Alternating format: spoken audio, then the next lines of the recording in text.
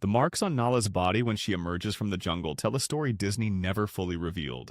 A story of survival, trauma, and resilience that transforms her from a desperate refugee into the fierce warrior who challenges Simba to reclaim his birthright. The truth behind Nala's journey into the wilderness, and what happened during those lost weeks, changes everything we thought we knew about the Lion King. The official narrative gives us precious little to work with. Nala leaves Pride Rock during Scar's tyrannical reign to find help. She stumbles upon Simba in a lush jungle oasis. They reunite, fall in love, and eventually return to overthrow Scar. Simple, straightforward, sanitized for a family audience. But the evidence hidden throughout the film tells a much darker tale. Let's begin with the Pride Lands during Scar's reign.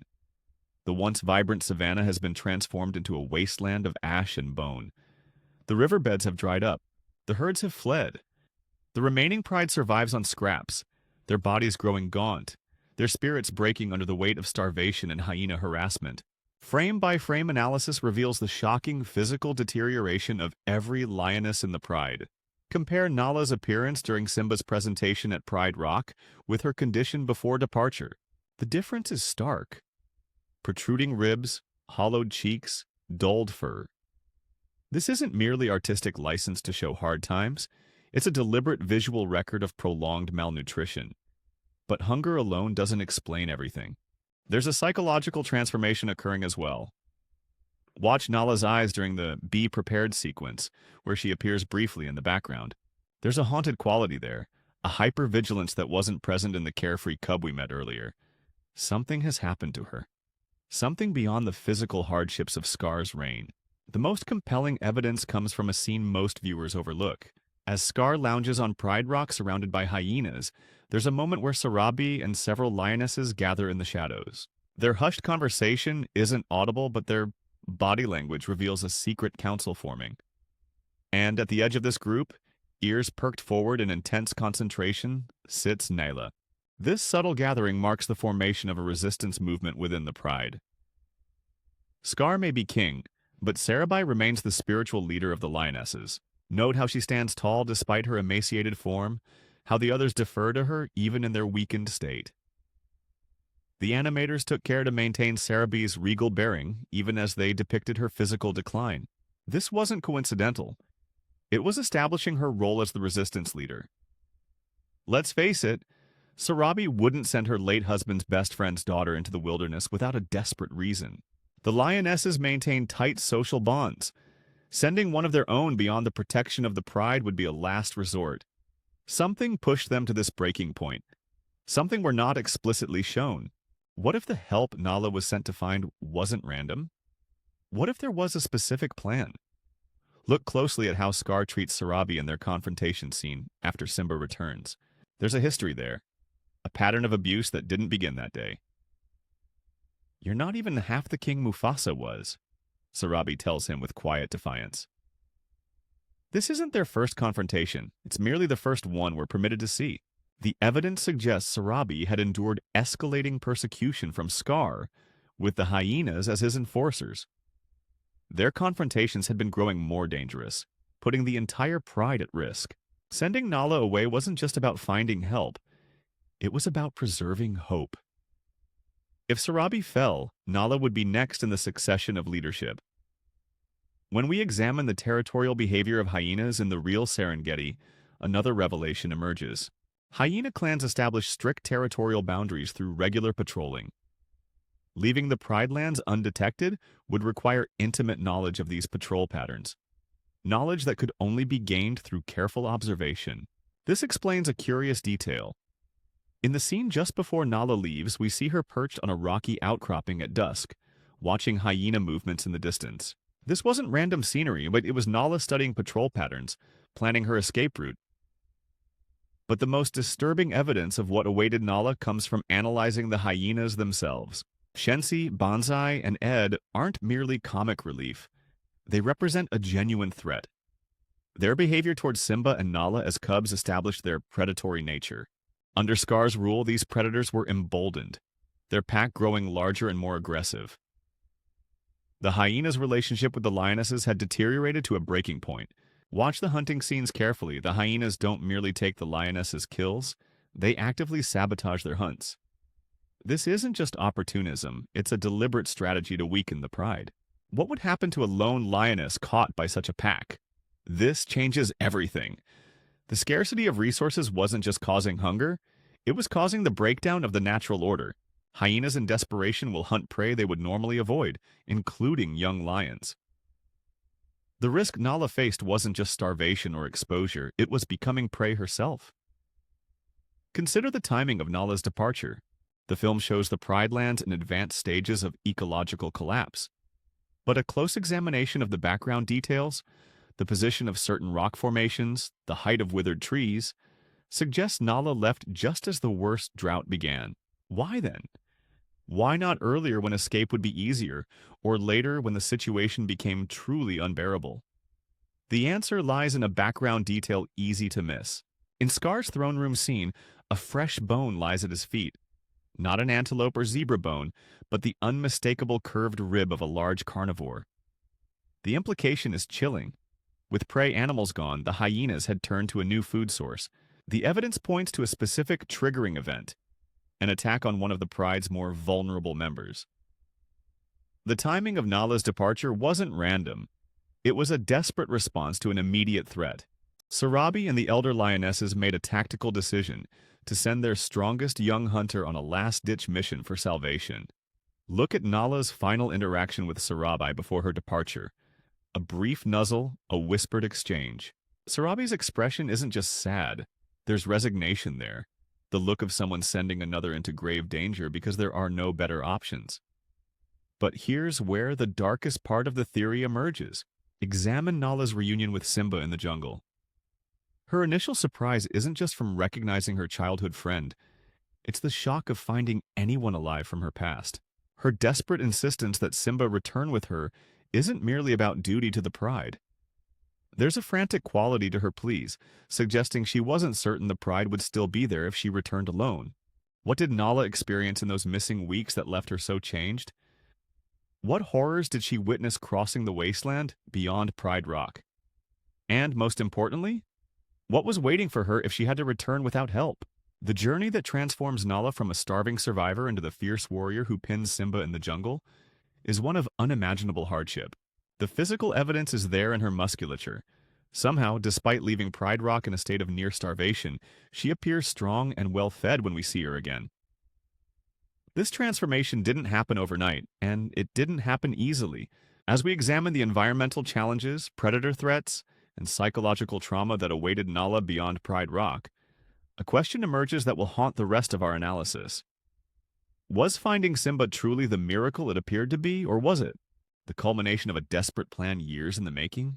To truly understand what Nala endured after leaving Pride Rock, we must first map the geography she traversed. The Lion King's landscapes aren't random artistic backgrounds. They're a meticulously crafted ecosystem with consistent geographical markers that allow us to reconstruct Nala's harrowing path. By analyzing the film's establishing shots, we can identify 3 distinct ecological zones Nala had to cross, each with its own deadly challenges. The Pride Lands themselves, even in their devastated state. The outer territories, including the elephant graveyard and its surroundings. And finally, the transitional zones leading to the jungle oasis where she found Simba. The Pride Lands under Scar's rule had transformed from lush savanna to barren wasteland. Note the establishing shots when adult Simba returns. Cracked earth, leafless trees, ash-covered ground. This wasn't merely drought, it was ecological collapse. The water sources had dried up completely, evident from the cracked mud at the watering hole's former location. Wildlife documentaries tell us that lions can survive up to 5 days without water in extreme conditions. But Nala's journey would take much longer than that. How did she survive? The answer lies in studying real lioness behavior during drought conditions. Female lions are remarkably adaptable, extracting moisture from their prey when surface water is unavailable. But with the herds gone from the Pride Lands, this survival strategy would be impossible without finding new hunting grounds. Let's examine what we know about the Pride Lands boundaries. The iconic Pride Rock sits near the center of Mufasa's former kingdom. To the north lies the elephant graveyard. Forbidden territory even in Mufasa's time. To the east, we glimpse rocky badlands and several establishing shots. The western border appears to be a series of steep cliffs as seen during the wildebeest stampede. And to the south, based on Simba's eventual return route, lie the vast desert and, beyond it, the jungle. Each direction presented Nala with a deadly calculus of risks versus survival chances. North meant confronting the main hyena clan in their home territory. East led to Badlands, with little cover and fewer resources than the already devastated Pride Lands. West required navigating treacherous cliffs with no clear path beyond. Only South offered the possibility of finding new territories and resources, despite requiring a desert crossing. But the southern route presented its own terrible challenge. It was the most heavily patrolled hyena territory.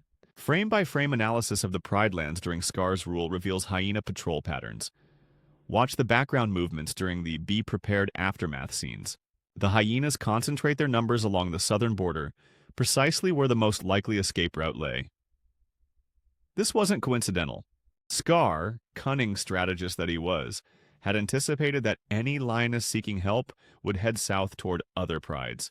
Nala would have to navigate this gauntlet of predators just to begin her journey. This changes everything. When mapping hyena movements throughout the film, a disturbing pattern emerges. The hyenas weren't randomly distributed through the Pride Lands. They were strategically positioned to create a containment zone around the lionesses. This wasn't merely poor resource management by Scar, it was a deliberate imprisonment strategy. The hyenas functioned as prison guards, and the Pride Lands had become a prison camp. Consider the implications. Nala wasn't just leaving to find help, she was attempting a prison break. And like any prison break, it required planning, timing, and a willingness to risk everything. Evidence of this planning appears in subtle background details. In one scene shortly before her departure, Nala is shown watching the sunset from a high vantage point. The position of shadows indicates she's facing south, studying the terrain. This wasn't idle contemplation, it was reconnaissance. Once past the immediate hyena patrols, Nala would face the barren expanses beyond the Pride Lands. The film shows us this terrain during Simba's return journey, a sun-scorched wasteland with no visible water or prey. For a lioness already weakened by malnutrition, this crossing would push her to the absolute limits of endurance. Real-world lionesses can travel up to 20 miles in a day when necessary, but that assumes adequate nutrition and water. In her weakened state, Nala would cover perhaps half that distance daily. The desert crossing alone would take several days, each hour increasing her risk of dehydration and exposure. What sustained her through this ordeal? The film offers a subtle clue. During the Shadowland sequence that was cut from the final film but preserved in the Broadway adaptation, Nala receives a blessing from Rafiki before departing. This spiritual armor, the knowledge that she carried the pride's last hope, would provide psychological fortitude beyond physical strength. But spiritual strength can't substitute for water. How did Nala survive the desert crossing? Analyzing the limited desert scenes from Simba's journey reveals a crucial detail: morning dew. In desert ecosystems, even the most arid landscapes can produce condensation overnight. An experienced hunter like Nala would know to lick morning dew from stones and sparse vegetation, providing just enough hydration to keep moving. The journey grows even more treacherous when we consider what waited beyond the desert. The elephant graveyard's outer reaches. The film establishes the elephant graveyard as a geothermal zone, with steam vents and geysers creating a treacherous landscape. These volcanic features rarely exist in isolation. The surrounding territories would likely contain similar hazards: unstable ground, toxic gases, and unpredictable geological dangers. For Nala to reach habitable lands, she would need to skirt this deadly region, navigating between the scorching desert and the treacherous graveyard borderlands. Real-world big cats display remarkable intuition about environmental dangers. They avoid volcanic areas, sense impending geological activity, and navigate around hazardous terrain. Nala would rely on these instincts, moving primarily at night when the heated ground would be cooler, and geothermal features more visible in the darkness. This nocturnal travel pattern explains another mystery: how she avoided predators and hostile creatures during her journey. Lions have excellent night vision, giving Nala an advantage over many potential threats. But not all threats. The elephant graveyard's borders were home to more than just hyenas. The film briefly shows scavengers like vultures inhabiting these lands. Where scavengers gather, other opportunistic predators follow. Jackals, wild dogs, and even rogue male lions might prowl these territories, each presenting a unique danger to a lone lioness.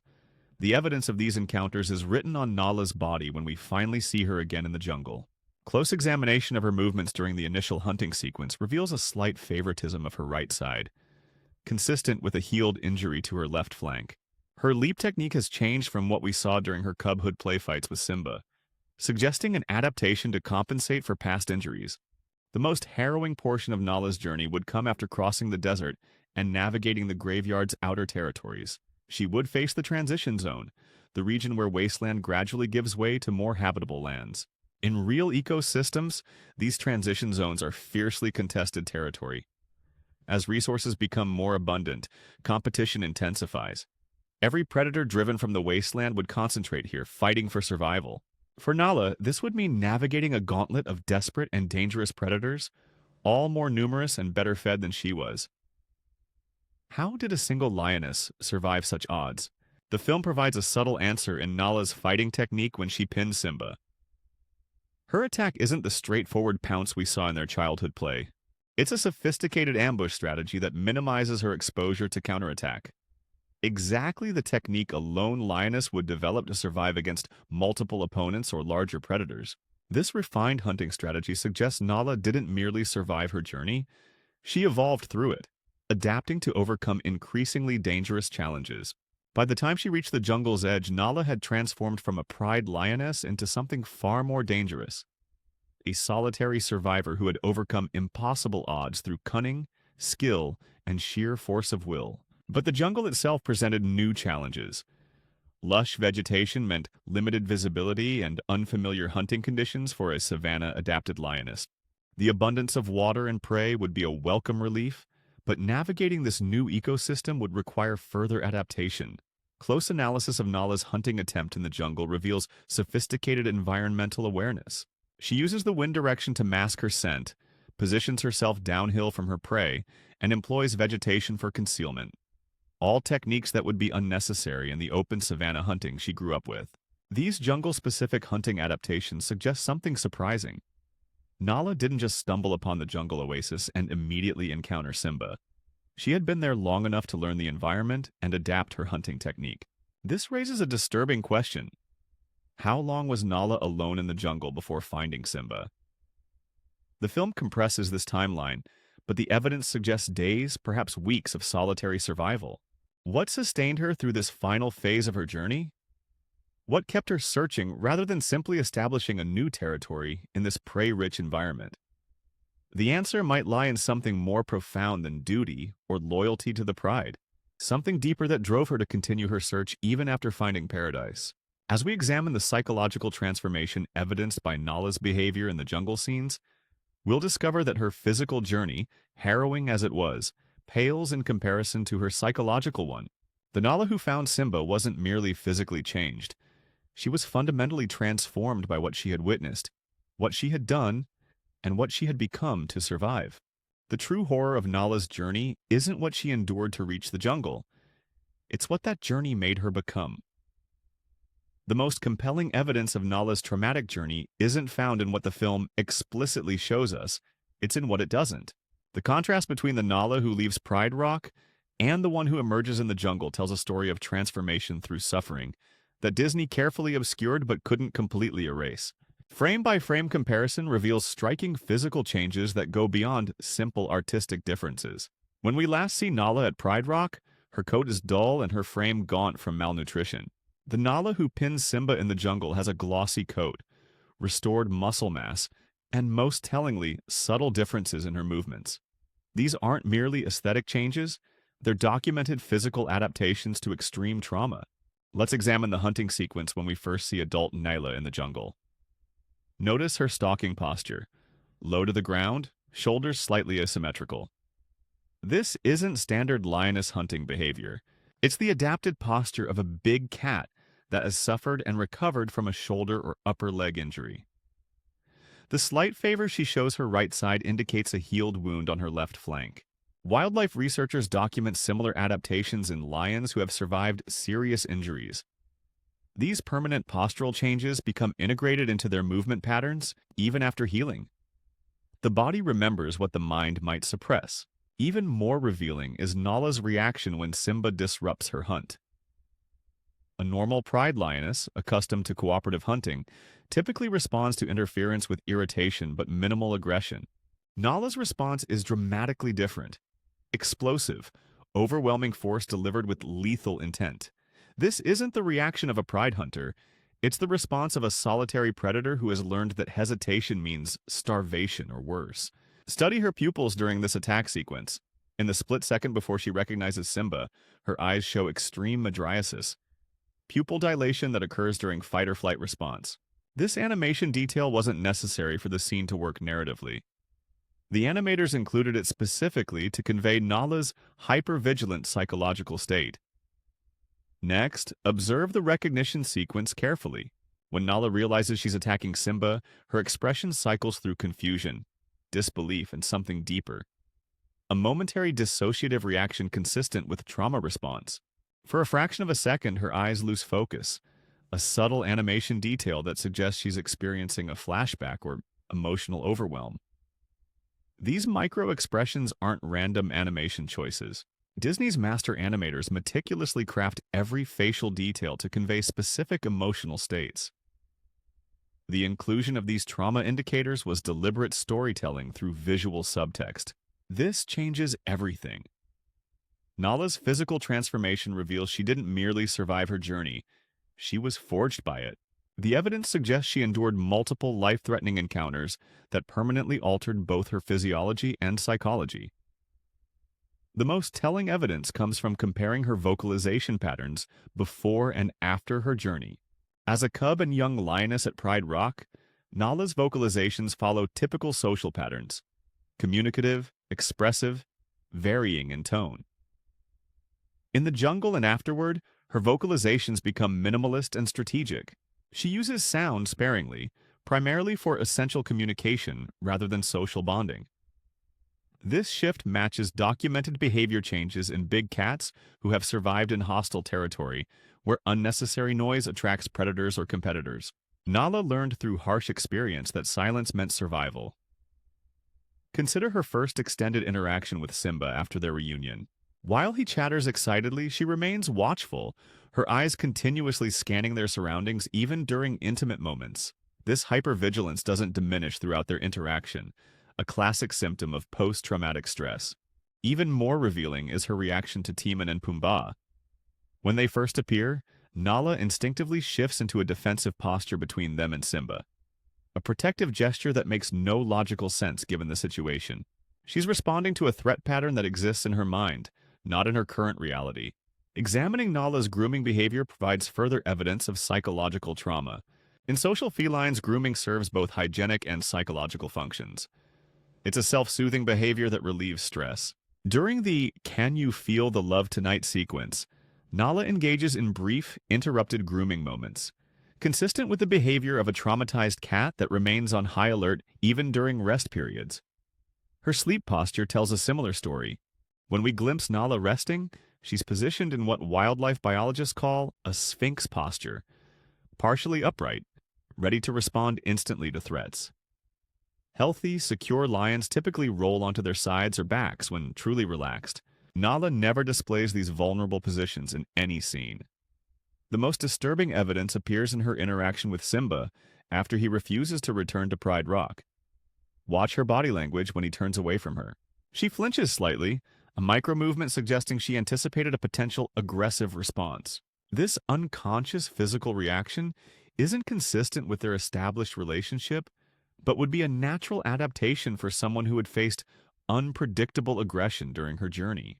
Real-world trauma research shows that the body retains these adaptive responses long after the threat has passed. Nala's physical reactions tell us more about what she experienced than her words ever could. Now, let's examine what might have caused these trauma responses by analyzing specific threats Nala would have faced. First, starvation and dehydration. The physiological effects extend beyond physical weakness. Prolonged malnutrition alters brain chemistry, affecting emotional regulation and decision-making. The journey's early stages would have intensified these effects, potentially causing hallucinations and paranoia, especially during the desert crossing. Second, predator encounters. The wasteland beyond Pride Rock wouldn't be empty. It would be populated by the most desperate and dangerous predators, those with nothing to lose. The physical evidence on Nayla's body suggests at least one serious confrontation that left lasting damage. Third, and perhaps most disturbing, is the possibility of encountering rogue male lions. When ecosystems collapse, pride structures break down. Desperate male lions become territorial opportunists, and a lone lioness would represent both a territorial threat and a potential target for aggression. The subtle scar visible on Nala's left ear in certain lighting conditions suggests a close encounter with specific types of predators. Big cats typically target the neck and ears in dominance-establishing attacks. This minor but permanent marking indicates Nala survived at least one potentially lethal confrontation. What's most revealing is how these accumulated traumas manifested in Nala's interaction with Simba in the jungle. Their reunion isn't simply joyful, it's tinged with disbelief on Nala's part. Her repeated touching of Simba isn't merely affection, it's a trauma response called reality testing, physically confirming that what seems too good to be true is actually real. Watch her breathing pattern during this sequence. The animation shows subtle chest movement, indicating controlled, shallow breathing, a technique that evolved in predators to minimize scent detection. Nala maintains this breathing pattern throughout most of her jungle scenes, relaxing into normal breathing only during the waterfall sequence, the single moment when she allows her guard to completely lower. This brief window of vulnerability makes what follows even more heartbreaking. When Simba refuses to return to Pride Rock, we don't just witness an argument, we watch Nala's psychological defenses snap back into place. The softness disappears from her features, her posture stiffens, and her speech becomes clipped and direct. This isn't merely disappointment. It's the response of someone who momentarily allowed herself to believe in safety, only to have that belief shattered. The animation details in this sequence reveal something the dialogue doesn't explicitly state. Nala had invested every remaining fragment of hope in finding Simba. His rejection isn't just a setback, it's an existential threat to the psychological defenses that kept her alive. Perhaps the most overlooked evidence of Nala's trauma appears in her return journey to Pride Rock with Simba. Notice how her behavior changes once they cross back into familiar territory. Her hypervigilance intensifies rather than diminishes. Her scanning pattern becomes more focused, her movements more deliberate. This counterintuitive response makes perfect sense through a trauma lens. Returning to the site of previous trauma often intensifies symptoms rather than relieving them. For Nala, Pride Rock isn't just home. It's the location of accumulated suffering under Scar's reign. What does this tell us about Nala's psychological state? The evidence suggests she wasn't merely physically transformed by her journey. She underwent a fundamental identity shift. The social pride lioness was stripped away, leaving behind something more primal, more dangerous, and ultimately more capable of confronting the horror that awaited at Pride Rock. The subtle genius of the film is how it presents this transformed Nayla not as damaged but as empowered. Her trauma didn't break her, it forged her into the catalyst needed to end Scar's reign. Without the hardened, hyper-vigilant survivor who emerged from that wasteland journey, Simba might never have found the courage to return. But this empowerment narrative, while inspiring, obscures the real psychological cost of Nala's transformation. The animation details tell us that beneath her determined exterior lies a complex landscape of unresolved trauma. Adaptive in the short term, but potentially devastating in the long term. As we examine what awaited Nala upon her return to Pride Rock, we must consider a chilling possibility. What if finding Simba wasn't the miracle it appeared to be, but rather the culmination of a desperate plan years in the making? The evidence hidden in Nala's behavior suggests she didn't leave Pride Rock merely hoping to find unspecified help. She left with a specific destination and purpose, one so important it justified risking her life and enduring unimaginable trauma to achieve. What could be valuable enough to warrant such sacrifice? And what does that purpose reveal about the true nature of Scar's reign over Pride Rock? When Nala finds Simba in the jungle, their reunion appears straightforward on the surface. Childhood friends reconnecting, romance blossoming, and eventually a disagreement about returning to Pride Rock. But beneath this simple narrative lies a complex web of unspoken truths, revelations that Nala carries alone. The dialogue between Nala and Simba contains coded language that hints at horrors too dark for a family film. Listen carefully to what they say, and more importantly, what they don't say during their reunion. When Simba asks, "What are you doing here?" Nala responds, "I'm looking for help." Not, "I was hunting" or "I was exploring." Her immediate reference is to her mission. But notice what she doesn't volunteer.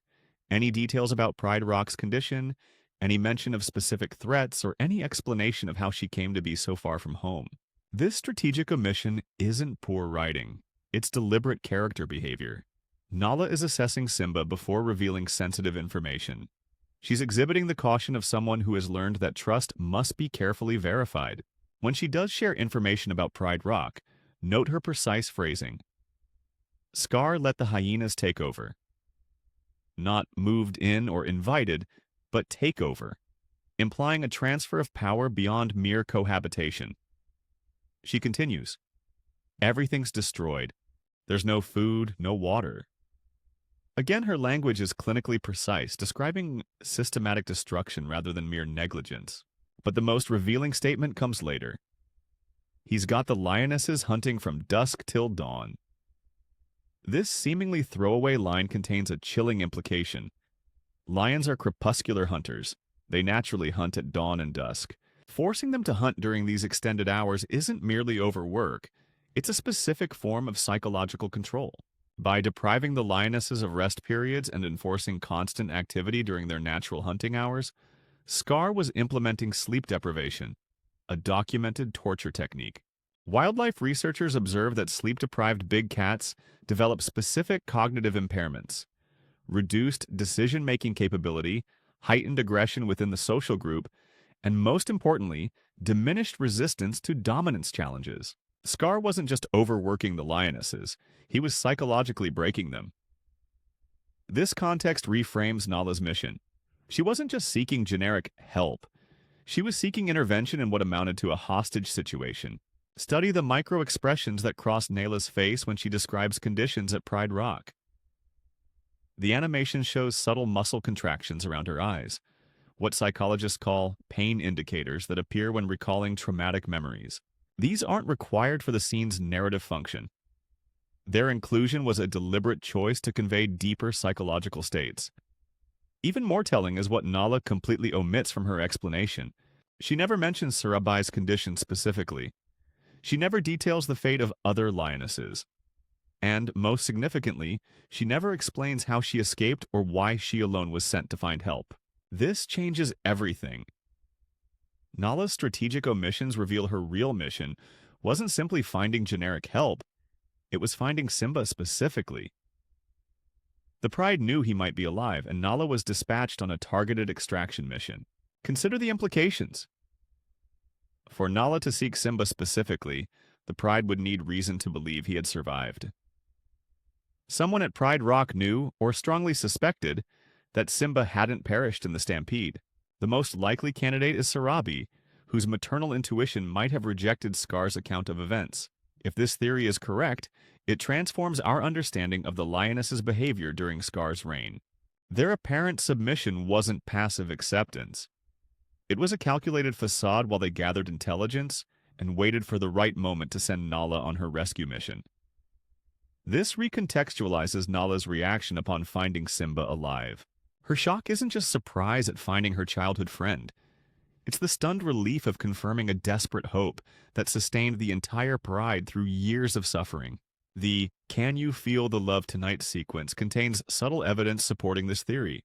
Watch Nala's behavior during their reunion. Her physical interactions with Simba follow a specific pattern. She repeatedly initiates contact, then pulls back to study his reaction. This isn't merely romantic tension, it's assessment behavior. She's evaluating his physical condition, his mental state, and, most crucially, his capacity to fulfill the role the Pride needs him to assume. Each touch is both genuine affection and clinical assessment. The song's lyrics acquire darker subtext in this light. Can you feel the love tonight? The peace the evening brings? This isn't just romantic atmosphere. It's Nala's first moment of safety after a harrowing journey.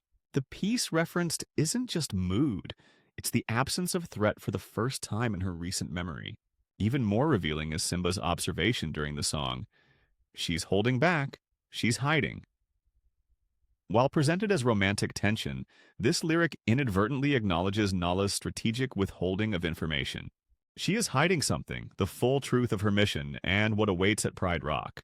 Now let's examine their argument after Simba refuses to return. Perhaps the most psychologically complex scene in the film. Nala's reaction to Simba's refusal contains layers of trauma response that transform our understanding of her character. Watch her body language carefully. When Simba turns away, Nala doesn't immediately pursue. There's a fraction of a second where she freezes. A classic trauma response where the brain rapidly cycles through fight-flight-freeze options. When she does respond, her voice drops in register and her words become pointed. "What's happened to you? You're not the same Simba I remember." This isn't just disappointment, it's the collapse of a carefully constructed psychological defense. For Nala, finding Simba represented more than a reunion. It was the validation of hope that had sustained her through unimaginable hardship. His rejection doesn't just disappoint her, it threatens to unravel the narrative that kept her moving forward when surrender would have been easier. The line, "You're not the Simba I remember," carries far deeper meaning than childhood nostalgia. The Simba she remembers isn't just her playmate. It's the symbolic figure constructed by the Pride's collective hope, the rightful heir whose return would justify their suffering and resistance. When she delivers the line, "But now I realize it wouldn't be you. It wouldn't be your father." She's not merely comparing personalities. She's making a devastating assessment. The mission has failed. The extraction target has been located but is unsuitable for the purpose. Her departure after this exchange isn't just dramatic storytelling, it's consistent with mission protocol. If the primary objective fails, the agent returns to report and reassess options. But what was waiting for Nala if she returned without Simba? Analysis of Scar's behavior throughout the film reveals a pattern of escalating control tactics, typical of authoritarian regimes. His treatment of Sarabi, the hunt restrictions imposed on the lionesses, and the hyena occupation all follow a predictable progression toward total domination. Historical studies of oppressive regimes show that resistance groups typically face increasing danger as resources diminish. As Scar's food management strategy failed and starvation worsened, the hyenas would become more desperate and aggressive. The lionesses, already weakened by malnutrition and sleep deprivation, would be increasingly vulnerable. Nala wasn't just returning to continued hardship. She was returning to an endgame scenario where the Pride's survival was measured in days, not seasons. This explains the desperate quality in her plea to Simba. "I can't go back without you." This isn't emotional manipulation, it's a literal statement of strategic reality. Without Simba as a rallying symbol, the resistance had no viable path forward. When Rafiki later tells Simba that Nala was right, it's not just moral support. It's confirmation from another resistance member that the assessment was correct. Rafiki, who likely helped coordinate Nala's mission from the beginning, validates the intelligence she gathered and the conclusion she reached. Perhaps the most overlooked aspect of Nala's unspoken truth is what she doesn't tell Simba about his mother. She mentions the Pride's condition collectively but offers no specific details about Sarabi. This omission is strategically significant. If Sarabi's condition had deteriorated beyond a certain point, revealing this might either galvanize Simba or completely shatter his resolve. Nala makes a tactical decision to withhold this specific information, a decision that reveals her evolution from friend to strategic operator. This calculated approach extends to her behavior when they do return to Pride Rock. Notice how Nala doesn't immediately reunite Simba with the Pride. She brings him to observe from a distance first, a reconnaissance approach that allows him to process the situation before engagement. Even her instruction to Timon and Pumbaa, "Look out for hyenas," carries operational subtext. She's not just warning them of general danger, she's deploying them as perimeter security based on her knowledge of hyena patrol patterns. The unspoken truth that haunts every interaction after Nala finds Simba is this: she wasn't just looking for help, she was executing the final stage of a resistance plan years in development. Her journey wasn't a desperate gamble, but a calculated strategic move in a complex game of survival. This revelation transforms our understanding of Nala's character arc. She isn't just a supporting character who finds the protagonist and brings him home. She's a resistance operative completing a mission critical to her people's survival. What awaited Nala at Pride Rock if she had returned alone wasn't merely continued suffering. It was the final collapse of the Pride's resistance, and likely the end of their lineage entirely. The true horror of Nala's journey isn't what she endured to find Simba. It's what she carried alone. The knowledge that she was the Pride's last hope, that failure meant extinction, and that even success would require returning to the site of collective trauma to face their tormentor. As we examine Nala's triumphant return to Pride Rock alongside Simba, we must reconsider what victory meant for someone so fundamentally transformed by trauma. Was overthrowing Scar truly a happy ending for Nala, or the beginning of a different, more complex challenge? Rebuilding not just a kingdom, but her own fractured identity? When Nala returns to Pride Rock alongside Simba, the film presents their homecoming as the beginning of restoration. But the evidence hidden in Nala's behavior during these final scenes tells a more complex story, one of a survivor whose journey toward healing has only just begun. The confrontation with Scar reveals subtle revenge markers in Nala's body language that most viewers miss entirely. Watch her positioning during the standoff. While other lionesses fan out in a standard defensive formation, Nala places herself directly opposite Scar, a challenging position that breaks from typical Pride defense strategies. This isn't random staging, it's a deliberate character choice showing Nala seeking direct confrontation with her tormentor. The animation shows micro-tensing in her shoulders and a forward weight distribution prepared for engagement. She's not just supporting Simba, she's positioning for her own reckoning. When Scar reveals the truth about Mufasa's demise, notice Nala's reaction compared to the other lionesses. While they express shock and horror, Nala's expression shows something different. Confirmation. Her eyes narrow slightly, her posture shifts minutely forward. This isn't new information to her, it's validation of a suspicion the Pride had harbored. This moment transforms our understanding of the Pride's dynamics during Scar's reign. The lionesses weren't just suffering under a tyrant, they were actively gathering intelligence, building a case against him, and waiting for the opportunity to act. Nala's journey wasn't just about finding help, it was about finding the key piece of evidence they needed, a living witness who could testify to Scar's true nature. The battle sequence provides further evidence of Nala's transformation. Study her fighting technique carefully.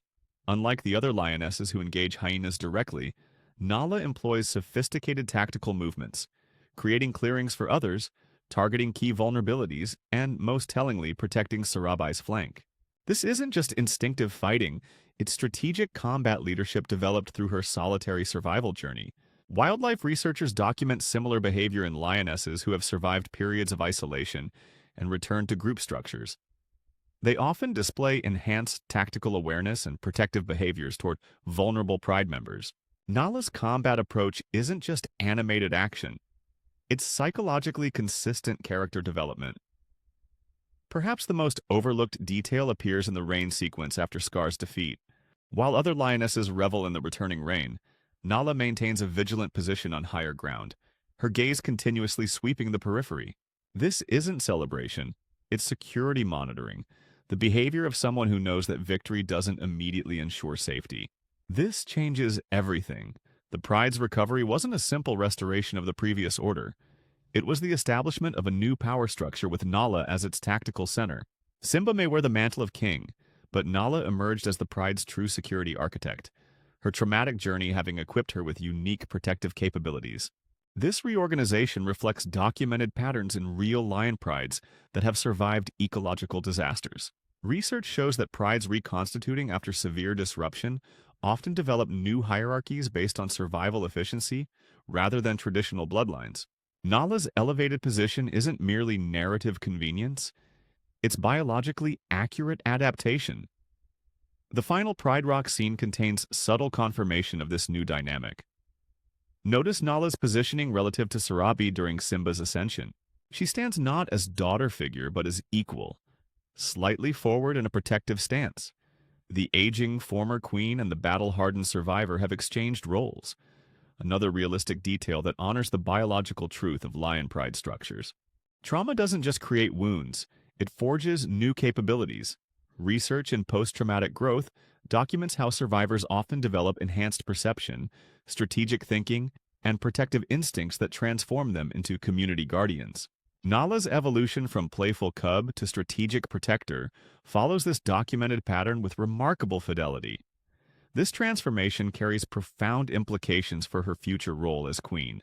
The Nala who emerged from that wasteland journey wouldn't rule as a traditional ceremonial partner, but as a hardened strategist with first-hand knowledge of existential threats.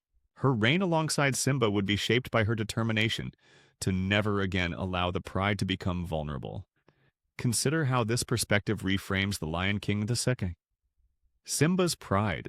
Simba's overprotectiveness toward Kiara isn't just paternal anxiety. It's a policy influenced by Nala's security architecture, designed to prevent another catastrophic leadership vacuum. Nala's experiences would shape pride governance for generations, a lasting legacy of her traumatic journey. But trauma's legacy isn't just strategic, it's deeply personal. The film's conclusion offers no easy healing for Nala, no magical resolution of her psychological wounds. The rain that rejuvenates the Pride Lands can't wash away her memories or restore her pre-journey innocence. Real trauma recovery doesn't follow cinematic timelines. Mental health research shows that healing from complex trauma often takes years, sometimes decades, with periods of apparent recovery interrupted by triggered responses. For Nala, the triumph over Scar wouldn't be the end of her trauma. It would be the beginning of integrating her experiences into a new identity. This understanding adds poignant depth to the final scene where Rafiki presents Simba and Nala's cub. Beneath the apparent joy lies a complex reality. A mother who knows firsthand the dangers that exist beyond Pride Rock, who will raise her child with both the wisdom and the wariness her journey instilled. The parallels to real African lioness resilience are striking. Field researchers document remarkable adaptability in lionesses who survive pride disruptions, territorial displacement, and ecological disasters. These survivors often become the foundation for pride reconstruction, their heightened vigilance creating security that allows social bonds to reform. What makes Nala's story so powerful isn't just her individual survival, it's how her transformation enabled collective resurrection. Her journey isn't merely a subplot in Simba's hero story, it's the catalyst that makes pride restoration possible. The film never explicitly acknowledges this depth, but the evidence is encoded in animation details, behavioral consistency, and ecological accuracy. The storytellers honored the psychological truth of trauma and resilience, even while maintaining the narrative accessibility required for a family film. What does Nala's journey reveal about resilience that transcends both animated fantasy and wildlife biology?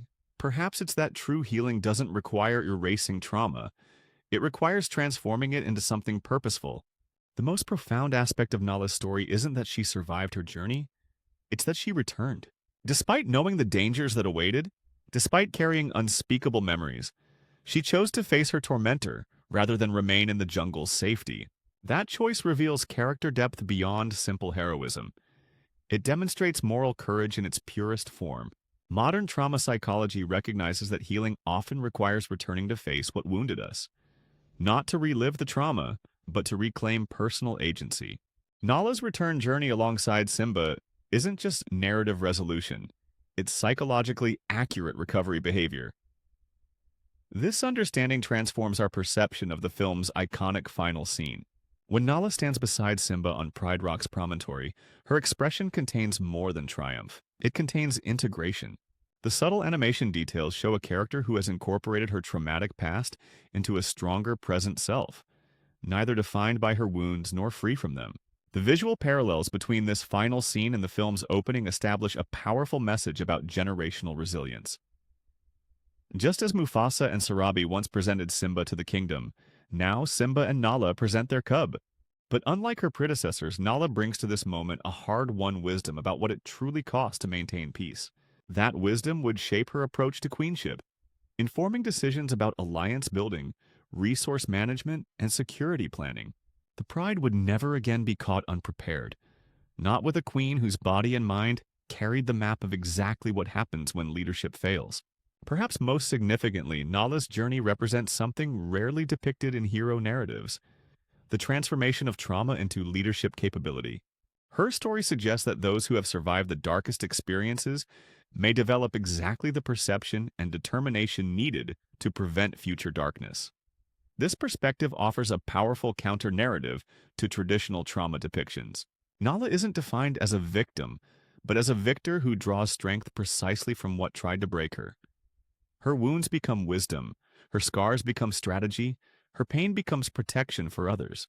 The true legacy of Nala's dark journey isn't just her survival, it's how she transformed suffering into the foundation for a more resilient pride.